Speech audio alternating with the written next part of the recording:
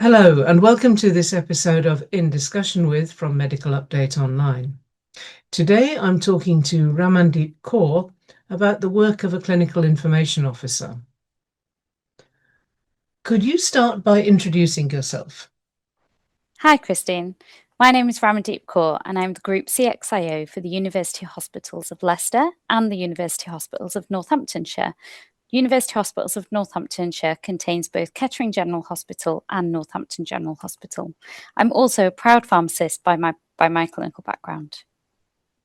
And can you give us a brief overview of your role, what your current job involves? As a Group CXIO, I have responsibility for the clinical professions of AHPs, pharmacy and healthcare scientists, and anything else that doesn't fit within medical, nursing and midwifery from a digital clinical perspective, which means I'm the bridge between those clinical groups and our digital and data team. In addition to that, I look after the user experience of all of our colleagues across UHL and UHN in terms of their experience with our digital systems, anything where they may have a concern or they want to speak to me about a new solution, for example, which is super exciting and means that I get to hear lots from all of our different colleagues. In addition, I also have the pleasure of looking after our risks across UHL and UHNs, anything related to digital risks, and currently involved in leading our LIMS procurement with some of our digital colleagues. So that's something completely different and exciting for me, but also for our organisation too. And alongside, I've got a passion for clinical safety, which ties very neatly into the risks that I mentioned earlier. So that's quite an important part of the portfolio across the digital clinical aspects. So lots of things that I'm involved in. I'm more than happy to share more with other colleagues if they'd like to reach out. And my notes say that you address challenges with electronic patient records and manage risks within the healthcare environment. Could you give us one or two examples of these types of things? Yeah, so that's an interesting segue from the point that we just mentioned around risks from our previous question. So I think one of the really important parts with any digital transformation is moving, particularly from paper to digital. We had a really exciting go live last year at Northampton General Hospital, where we moved predominantly from paper-based systems, but also some digital systems over to our new electronic patient record, which is called Nerve Centre. We use Nerve Centre already at University Hospitals of Leicester, so lots of learning that we've gained both from UHL but also other hospitals within the East Midlands acute provider network. So lots of the other hospitals within the East Midlands utilise Nerve Centre. So in terms of problems and challenges and resolving those, what was really important and continues to be really important is actually sharing the learning across all of the organisations together, being able to manage risks and actually understand what's super important for our staff, but also our patients. Thinking about our patients, one of the new things that we've also introduced is a digital patient reference group, which I sit on. So it's really good to hear from patients firsthand across Leicestershire and Northamptonshire about their experiences with digital too, and the challenges that they have and problems so that we can help to resolve those.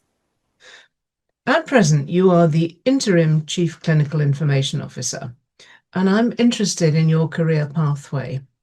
How did you get into this in the first place, and what has the pathway been?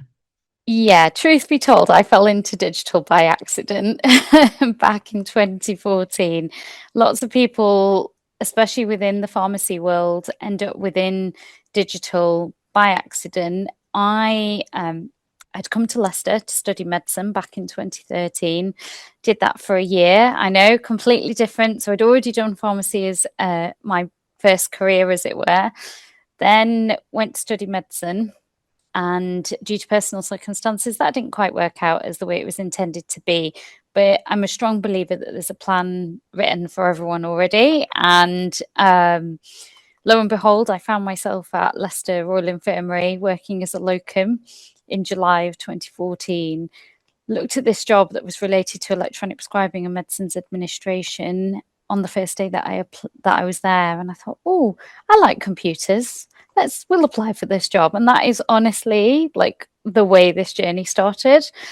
I absolutely love technology, and thoroughly enjoy working in the NHS. And for me, that was the biggest stepping stone. Like, as they say, the rest is history. But in terms of progressing from applying for that job, getting that job, albeit that wasn't so straightforward either. Initially, I wasn't shortlisted because there was a slight hiccup in the HR process, and then I got shortlisted and had the interview and was successful. So I started my digital career, as it were, on the 6th of October 2014. So we'll be coming up to 12 years later on this year, which sounds quite crazy when I think about it.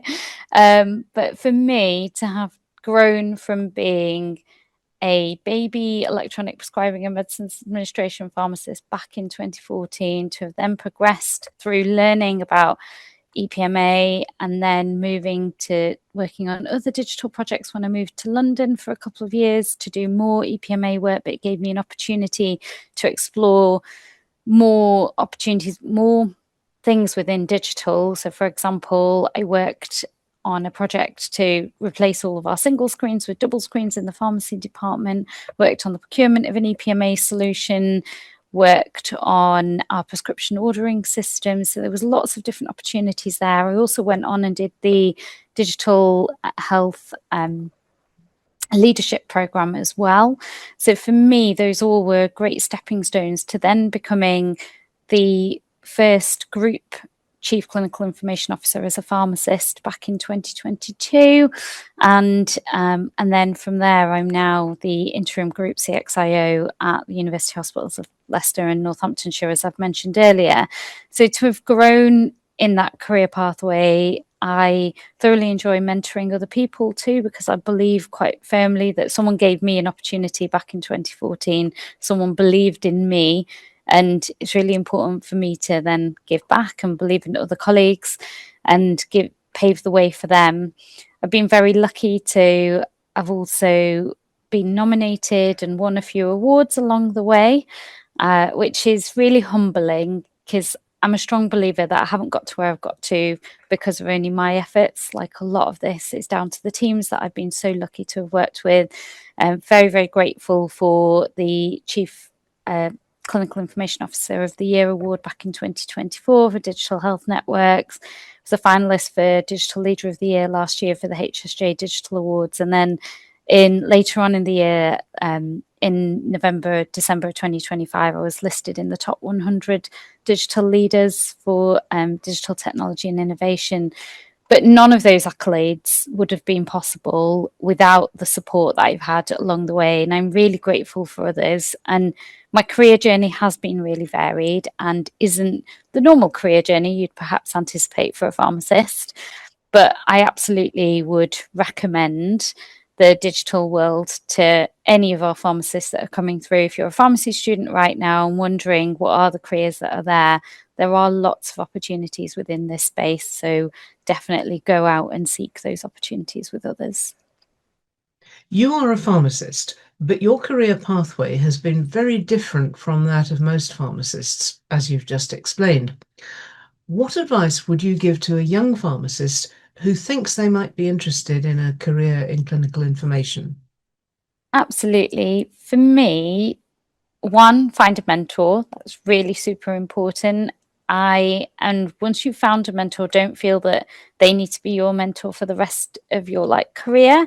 Actually, I've had a number of different mentors along the way, and some people who I now know but are no longer my mentors, and that's absolutely fine.